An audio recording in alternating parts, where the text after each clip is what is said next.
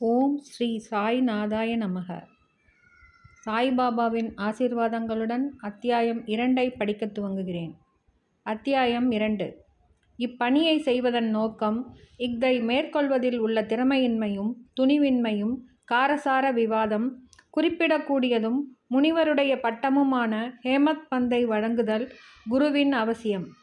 தம்முடைய மராத்தி மூல நூலின் கடைசி அத்தியாயத்தில் இப்பணியை செய்வதற்கு அடிகோலிய காரணங்கள், இதை படிப்பதற்கு தகுதியுடையவர்கள் முதலிய வேறு பல அம்சங்களையும் எடுத்துச் சொன்னார். இந்த அத்தியாயத்திலும் அதையே குறிப்பிடத் தொடங்குகிறார். இதை எழுதுவதன் காரணம், முதலாம் அத்தியாயத்தில் கோதுமை மாவரைத்து அதை கிராம எல்லைகளில் தூவிவிட்டதன் மூலம் காலரா தொத்து வியாதியை தடுத்து அழித்ததான சாய்பாபாவின் அற்புதத்தை கண்டோம். நான் சாய்பாபாவின் மற்றும் பல அற்புத லீலைகளை பெரும் உள்ள கிளர்ச்சியுடன் கேட்டிருக்கிறேன். அக்கிளர்ச்சியே இவ்வழகான பணியாக பொங்கி உருவெடுத்தது. சாய்பாபாவின் பெருமையுடைய அற்புதங்களை வரைதலானது அவருடைய அடியவர்களுக்கு உற்சாகமூட்டுவதாகவும் அறிவுறுத்துவதாகவும் இருப்பதுடன் அவர்களின் பாவங்களையும் நீக்குமாதலினால்தான் நான் சாய்பாபாவின் புனித வரலாற்றையும் அவருடைய போதனைகளையும் வரையத் தொடங்கினேன்.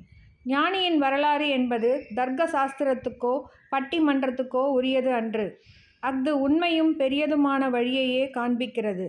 பணியை செய்ய திறமையின்மையும் துணிவின்மையும். தாம் இப்பணியை செய்ய தகுதியுடையவர் அல்ல என்று ஹேமத் பந்த் நினைத்தார். எனக்கு நெருங்கிய நண்பனின் வாழ்க்கையே தெரியாது. அப்படியே எனது மனதையும் நான் அறியேன். இவ்வாறிருக்கையில் வேதங்களால் கூறவியலாத ஒரு ஞானியின் வரலாற்றையோ அல்லது அவதாரத்தின் குணங்களையோ நான் எங்கனம் எழுதுவேன்? ஒரு ஞானியின் வாழ்க்கையை விவரிக்கும் ஒருவனும் ஞானியாகவே இருக்க வேண்டும். எனவே நான் எங்கனம் அவர் தம் புகழை விவரிக்க இயலும்? ஞானியின் வாழ்க்கையை வரைவதென்பது மிக கடினமானதாகும்.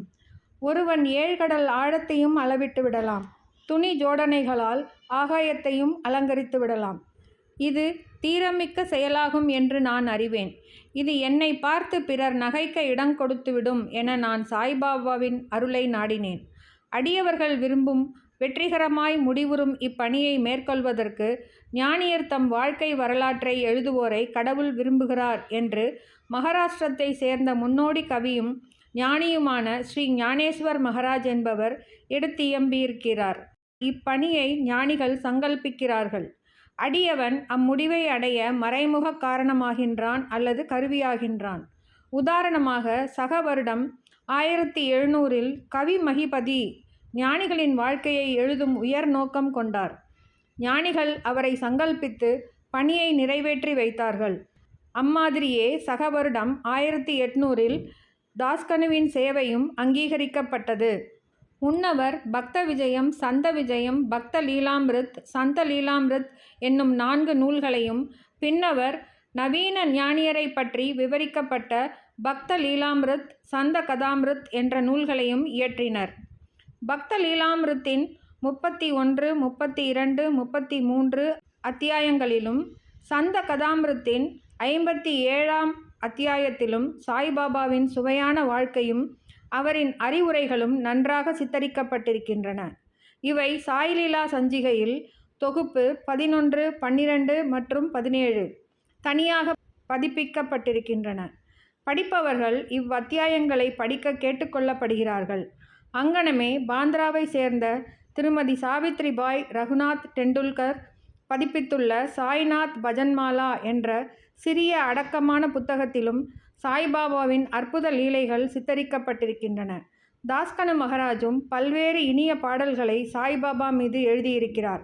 குஜராத்தில் அமிதாஸ் பவானி மேத்தா என்னும் ஷீரடியை சேர்ந்த ஒரு அடியவர் சாய்பாபாவின் சில நிகழ்ச்சிகளை பதிப்பித்துள்ளார். தக்ஷிண பிக்ஷா சன்ஸ்தானும் சாய்நாத் பிரபாவை சில பதிப்புகள் செய்தனர். இவ்வாறு சாய்பாபாவை பற்றி பல நூல்கள் இருக்கும்போது இந்த சத் சரிதம் ஏன் எழுதப்பட வேண்டும்? அதற்கான தேவை என்ன என்றும் எதிர்ப்பு கேள்விகள் வருகின்றன. விடை தெளிவானதும் எளியதுமாகும். அகன்று ஆழ்ந்த எல்லையற்ற ஓர் பெருங்கடல் போன்று சாய்பாபாவின் வரலாறு உள்ளது. அனைவரும் அதனுள் ஆழ்ந்து மூழ்கி விலை மதிப்பற்ற ஞானம், பக்தி என்ற முத்துக்களை எடுக்கலாம். நல்லுணர்வில் ஊறிக்கிடக்கும் மக்களுக்கு அவற்றை கொடுக்கலாம். சாய்பாபாவின் கதைகள், சிறுகதைகள், அறிவுரைகள் ஆகியவை மிகவும் அற்புதமானவை. இவ்வுலக வாழ்க்கையினுடைய துன்பப் பெருஞ்சுமைகளை சுமந்து கொண்டிருப்பவர்கள், கவலையால் பீடிக்கப்பட்டோர்கள் ஆகியவர்களுக்கு மன அமைதியையும் மகிழ்ச்சியையும் அவை அளிக்கின்றன.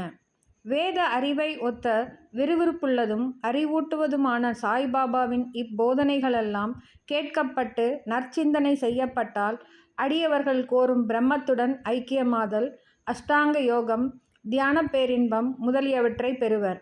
எனவே இந்நிகழ்ச்சிகளை பொறுக்கி எடுக்க எண்ணம் கொண்டேன். அதுவே எனது சிறந்த வழிபாடு ஆகும் என்பதாதலின் சாய்பாபாவின் தரிசனத்துக்கு கொடுத்து வைக்காத இவ்வெளிய ஆத்மாக்களின் கண்களுக்கு இந்நிகழ்ச்சி தொகுப்புகள் பேர் உவகையாக இருக்கும். எனவே நான் சாய்பாபாவின் போதனைகளையும் இயற்கையானதும் எல்லையற்றதுமான தன்னுணர்வு கருத்துகளையும் சேகரிக்க முற்பட்டேன். இப்பணியில் பாபாவே என் உள்ளுணர்வை கிளப்பிவிட்டார். உண்மையில் என்னுடைய அகங்காரத்தை அவர் தம் பாதத்தடியில் சமர்ப்பித்து இம்மை மறுமை இரண்டிலும் என்னை பூரண சந்தோஷமாக்குவார் என்று எண்ணினேன். இப்பணிக்கு நானே எனக்கு அனுமதி அளிக்கும்படி சாய்பாபாவை கேட்க முடியவில்லை. பாபாவின் நெருங்கிய அடியவரான மாதவ்ராவ் தேஷ்பாண்டே என்ற ஷாமாவிடம் பாபாவிடம் எனக்காக கேட்கும்படி வேண்டிக் கொண்டேன். அவர் எனது எண்ணத்திற்காக பாபாவிடம் வாதாடினார். இந்த அண்ணா சாஹேப் தங்கள் வரலாற்றை எழுத விரும்புகிறார். நான் ஓர் ஏழை பக்கிரி என்று கூறாதீர்கள். ஆயின் நீங்கள் சம்மதித்து அவருக்கு உதவி அளிப்பதாக கூறினால் அவர் எழுதுவார். அன்றி தங்கள் திருவடி கருணையே இப்பணியை நிறைவேற்றிவிடும். தங்கள் அருள் துணையின்றி எதுவும் வெற்றிகரமாகச் செய்ய இயலாது. சாய்பாபா இவ்வேண்டுகோளை திருச்செவி மடுத்தவுடன் உருகி உதி என்னும் திருநீர் அளித்து ஆசீர்வதித்து தன்னுடைய வரம் நல்கும் கரத்தை என் தலைமேல் வைத்து, இவர் நிகழ்ச்சிகள், அனுபவங்கள் ஆகியவற்றை தொகுத்து குறிப்பெடுத்து வைத்து கொள்ளட்டும். நான் இவருக்கு உதவி செய்வேன். அவர் ஒரு புறக்கருவியே ஆவார். என்னுடைய வரலாற்றை நானே எழுதி என்னுடைய அடியவர்களின் ஆவலை பூர்த்தி செய்ய வேண்டும். அவர் தம் அகங்காரத்தை அறவே களைந்து என் பாதங்களில் சமர்ப்பித்து விடட்டும். வாழ்க்கையில் இங்ஙனம் செய்பவனுக்கே நான் மிகவும் உதவி புரிகிறேன். என்னுடைய வாழ்க்கை நிகழ்ச்சிகளை பற்றி என்ன? நான் அவருடைய வீட்டில் ஒல்லும் வகையெல்லாம் ஓவாதே பணிபுரிகிறேன். அவருடைய அகங்காரம் சிறு துளியும் எஞ்சியிராமல் அறவே அழிக்கப்பட்டுவிட்டால் நானே அவருட்புகுந்து என் வாழ்க்கை நிகழ்ச்சிகளை எழுதுவேன். அடியவர் தம் உள்ளங்களில் எனது நிகழ்ச்சிகள், அறிவுரைகள் நம்பிக்கையூட்டும். எளிதில் தன்னை உணரலாம். பேரானந்த பெருநிலையையும் அவர்கள் எளிதில் பெறுவார்கள்.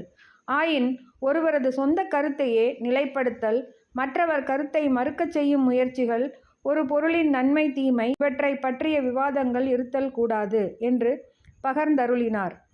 விவாதம் என்னும் சொல்லானது ஹேமத் பந்த் என்னும் பட்டத்தை நான் பெற்ற நிகழ்ச்சியை விவரிக்க கொடுத்து இருந்த வாக்குறுதியை ஞாபகமூட்டுகிறது. அதையே இப்போது கூறுகிறேன். காக்கா சாஹேப் தீக்ஷித், நானா சாஹேப் சந்தோர்கர் ஆகியவர்களுடன் நான் நெருங்கிய நட்போடிருந்தேன். அவர்கள் என்னை ஷீரடிக்கு போய் பாபாவின் தரிசனத்தை பெறும்படி வலியுறுத்தினார்கள். ஆயின் இடையில் கிளம்பிய ஏதோ ஒன்று என்னை ஷீரடிக்கு போகவிடாமல் தடுத்தது. லோனாவாலாவில் உள்ள எனது நண்பனின் புதல்வன் காய்ச்சலடைந்தான்.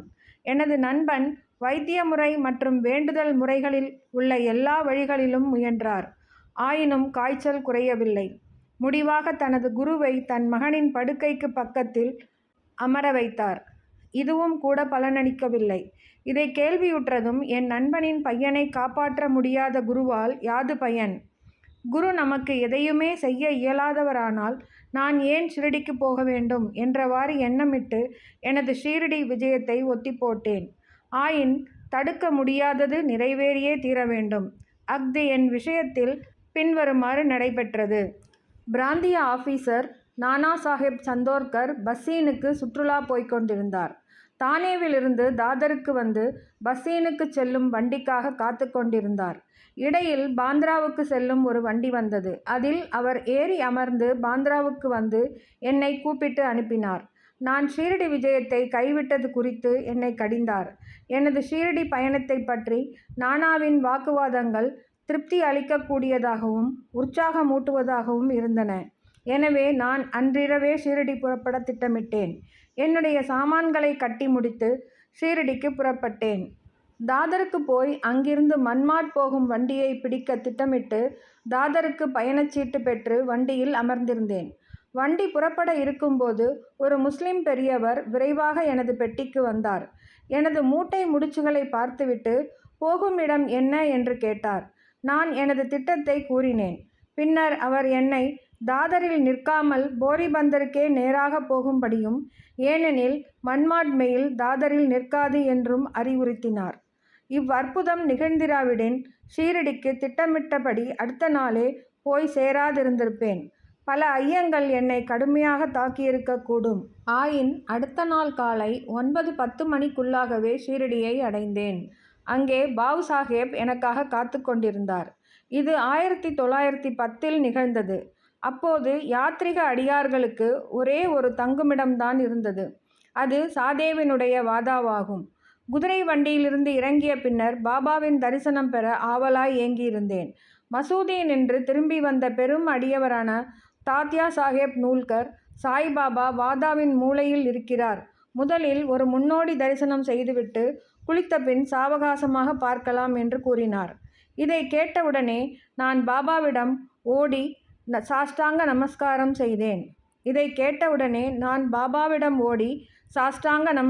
செய்தேன். எனது மகிழ்ச்சிக்கு எல்லையில்லை. நானா சாஹேப் சந்தோர்கர் என்னிடம் கூறியதற்கு அதிகமாகவே கண்டேன். என்னுடைய புலன்களெல்லாம் திருப்தியடைந்தன. நான் பசி தாகத்தை மறந்தேன். சாய்பாபாவின் பாதங்களை தொட்டவுடன் ஆசீர்வதிக்கப்பட்ட ஒரு புத்தம் புதிய வாழ்வையே அவர் எனக்கு அருளியதை உணர்ந்தேன். என்னை இச்செயலில் இடைவிடாமல் தூண்டி சாய்பாபாவின் தரிசனத்திற்கு உதவி புரிந்தவர்களுக்கு கடமைப்பட்டதை கருதினேன். அவர்களை உண்மை உறவினர்களாக நினைக்கிறேன். அவர்களுடைய கடனை நான் திருப்பித் தர முடியாது. அவர்களை நினைத்து அவர்கள் முன் வீழ்ந்து வணங்குகிறேன். சாய்பாபாவின் தரிசனத்திலுள்ள நூதனமானது நான் கண்டவாறு நம்முடைய எண்ணங்கள் மாறுகின்றன. முன்னை கர்மங்களின் வலிமை அழிக்கப்படுகின்றது அல்லது பற்றற்ற நிலை அதிகரிக்கின்றது. முன்னை பிறவிகளில் செய்த பல நற்கர்மங்களால் அத்தகைய சுப தரிசனம் அடையப்படுகிறது. நீங்கள் சாய்பாபாவை கண்டுவிட்டீர்களானால் புற உலகு எல்லாம் சாய்பாபாவாக தோற்றமளிக்கிறது. சூடான விவாதம். குருவின் தேவையை பற்றி எனக்கும் பாலா சாஹேப் பாடேக்கும் இடையில் ஓர் சூடான விவாதம் நான் ஷிரடிக்கு வந்த தினத்தன்று நடைபெற்றது. நம் சுதந்திரத்தை நாம் ஏன் இழக்க வேண்டும், மற்றவர்களிடம் ஏன் சரணாகதி அடைய வேண்டும் என்று நான் விவாதித்தேன். நாம் நம்முடைய கடமையை செய்ய வேண்டியிருக்கையில் ஏன் குரு தேவைப்படுகிறார்? ஒருவன் தன்னாலான முயற்சிகளை செய்து தன்னைத்தானே காப்பாற்றி கொள்ள வேண்டும். சோம்பேறியாக தூங்குவதை தவிர வேறெதையும் செய்யாத ஒருவனுக்கு குரு என்ன செய்துவிட முடியும்? இங்கனம் நான் சுதந்திர எண்ணத்திற்கு வாதாடினேன். பாடே கர்மத்துக்காக தலைவிதிக்காக வாதாடி கூறியதாவது, நடப்பது நடந்தே தீரும். பெரியோர்கள் எல்லாம் தோல்வியுற்று இருக்கிறார்கள். மனிதன் ஒரு வழியில் நினைக்க, தெய்வம் வேறு வழியில் செயல்படுகிறது. உம்முடைய புத்தி சாதுரியத்தை தள்ளிவிடுக. பெருமையும் அகங்காரமும் உமக்கு உதவாது. கொள்கைகள் மாறுபாடுகள் இவற்றுடன் இவ்விவாதம் 1 மணி நேரத்திற்கு மேல் நடைபெற்றும் வழக்கம்போல் ஒரு முடிவும் காணப்படாது முடிவாக களைப்படைந்து விட்டோம். நானும் மன அமைதியை இழந்தேன். வலிவான சரீர அபிமானம், அகங்காரம் இவை இல்லாவிடில் விவாதமே இல்லையெனக் கண்டேன். அகங்காரமே விவாதத்தை வளர்க்கிறது என்று கூறலாம். பிறகு நாங்கள் மசூதிக்கு மற்றவர்களுடன் சென்றபோது காக்கா சாஹேப் தீக்ஷித்தை பாபா பின்வருமாறு வினவினார். சாதேவாதாவில் என்ன நடந்து கொண்டிருந்தது, விவாதம் எதை பற்றியது என்று கூறி என்னை உற்று நோக்கி மேலும் வினவியதாவது, ஹேமத் பந்த் என்ன கூறுகிறார்? இவ்வார்த்தைகளை கேட்டு நான் மிகவும் ஆச்சரியமடைந்தேன். நான் தங்கி இருந்ததும் விவாதம் நடந்ததுமான சாதேவாதாவானது மசூதியினின்று நல்ல தூரத்தில் இருக்கிறது. சர்வ வியாபியாகவும் அகத்திலிருந்து ஆட்டி வைப்பவராகவும் இல்லாவிடில் எங்களது விவாதத்தை பாபா எங்கனம் அறிந்திருக்க முடியும்? முக்கியமானதும் ஞானம் மிளிர்வதுமான பட்டம். சாய்பாபா என்னை ஏன் ஹேமத் பந்த் என்னும் பெயரால் அழைக்க வேண்டும் என்று நான் எண்ணமிட ஆரம்பித்தேன். இச்சொல் ஹேமத்ரிய பந்த் என்ற வார்த்தையிலிருந்து திருத்தப்பட்டதாகும். இந்த ஹேமத்ரிய பந்த் யாதவ அரச வம்சத்தை சேர்ந்த ராமதேவ் மகாதேவ் என்ற தேவகிரி அரசர்களின் புகழ்பெற்ற மந்திரியாவார். கல்வி கேள்வி நிரம்ப பெற்று நற்பண்புகள் நிறைய பெற்ற அவர் ஆன்மீக விஷயங்கள் அடங்கிய சதுர்வர்க்க சிந்தாமணி மற்றும் ராஜ பிரசஸ்தி போன்ற பல உயர்ந்த நூல்களின் ஆசிரியருமாவார். கணக்கு பேரேடுகளில் புதிய முறைகளை கண்டுபிடித்து புகுத்தியவரும் மற்றும் மராத்திய சுருக்கெழுத்தின் கர்த்தாவும் ஆவார். ஆனால் நான் முற்றிலும் மாறுபட்டவன், அறிவற்ற, ஓட்டமற்ற நடுத்தர எண்ணத்தோன். எனவே அந்த பட்டம் எனக்கு எதற்காக சூட்டப்பட்டது என்பது விளங்கவில்லை. ஆனாலும் அதை குறித்து தீவிரமாக சிந்தித்து அது என் அகங்காரத்தை அழித்து பணிவாகவும் அடக்கமுடனும் இருக்க வேண்டும் என்பதற்காகவே அளிக்கப்பட்டது என நினைத்தேன். விவாதத்தில் எனக்குள்ள புத்தி சாதுரியத்துக்காகவும் அது எனக்கு வழங்கப்பட்டதாகும். எதிர்கால நிகழ்ச்சிகளை உற்று நோக்கில் பாபாவினது சொற்கள் தாபோல்கரை ஹேமத் பந்த் என அழைத்தது முக்கியமானதும் தீர்க்க தரிசனம் நிறைந்ததும் ஆகும். ஏனெனில் மிகவும் புத்திசாலித்தனமாக சாயி சமஸ்தானத்தின் நிர்வாகங்களை கவனித்தது, எல்லா கணக்குகளையும் நன்றாக வைத்திருந்தது, முக்கியமானதும் ஆத்மார்த்த விஷயங்களான ஞானம், பக்தி, அவாவின்மை, நான் தன்மையை சரணமிடுதல், தன்னை உணர்தல் போன்றவற்றை குறிக்கும் சாயி சத்சரிதம் என்ற அத்தகைய சிறப்பான நூலின் ஆசிரியராகவும் இருந்ததை காண்கிறோம். குருவின் தேவையை பற்றி ஹேமத் பந்த் பாபா இவ்விஷயத்தை பற்றி என்ன சொன்னார் என்று எவ்வித குறிப்பும் விட்டு வைக்கவில்லை. ஆனால் காக்கா சாஹேப் தீக்ஷித் இவ்விஷயத்தை தனது குறிப்புகளில் பதிப்பித்துள்ளார். ஹேமத் பந்தின் சாய்பாபா சந்திப்பின் அடுத்த நாளில் பாபாவிடம் காக்கா சாஹேப் தீக்ஷித் சென்று தான் ஷிரடியை விட்டு போக வேண்டுமா என கேட்டார். பாபா ஆம் என்றார். பிறகு எங்கே போவது என யாரோ கேட்டார். பாபா உயர மேலே என்று கூறினார். அம்மனிதர் வழி எப்படிப்பட்டது என பாபாவிடம் வினவினார். பாபா கூறினார், அங்கே போவதற்கு பல வழிகள் உள்ளன. இங்கிருந்தும் ஷிரடியிலிருந்தும் ஒரு வழி உள்ளது. பாதை கடினமானது. புலிகளும் ஓநாய்களும் வழியிலுள்ள காடுகளில் உள்ளன. நான் காக்கா சாஹேப் தீக்ஷித் கேட்டேன், ஒரு வழிகாட்டியை நாம் அழைத்து சென்றால் என்ன? அதற்கு பாபா கூறினார், அப்போது கடினமில்லை. புலி, ஓநாய், படுகுழிகள் முதலியவற்றிலிருந்து உன்னை விலக்கி உன் குறிக்கோளை அடைய நேரடியாக அழைத்துச் செல்வார். வழிகாட்டி இல்லையென்றால் காடுகளில் நீ காணாமல் போகலாம் அல்லது படுகுழியில் விழும் அபாயம் இருக்கிறது. இந்நிகழ்ச்சியின் போது தாபோல்கரும் அறை அருகே இருந்தார். இதுவே குரு அவசியமா என்னும் விவாதத்திற்கு பாபாவின் பதில் என்று எண்ணினார். ஒரு மனிதன் சுதந்திரமானவனா அல்லது கட்டுப்பட்டவனா என்னும் விவாதம் ஆன்ம விஷயங்களில் உபயோகமில்லை என்றும் இவ்வத்தியாயத்தின் மராத்தி மூலப்பதிப்பில் விளக்கப்பட்டபடி பெரிய அவதாரங்களான ராமர், கிருஷ்ணர் முதலியோர் தமது குருக்களான வசிஷ்டர், சாந்தீபனி ஆகிய முனிவர்களிடம் தன்னை அறிவதற்காக சரணடைந்தார்கள் என்றும் குருவினுடைய உபதேசத்தினாலேயே பரமார்த்திகம் அடையப்படுகிறது என்றும் நம்பிக்கையும் பொறுமையுமே அத்தகைய முன்னேற்றத்துக்கு தேவையான நற்பண்புகளாம் என்பதுமே பாபாவின் திருக்குறிப்பாம். ஸ்ரீ சாயியை பணிக. அனைவருக்கும் சாந்தி நிலவட்டும். தொடரும்.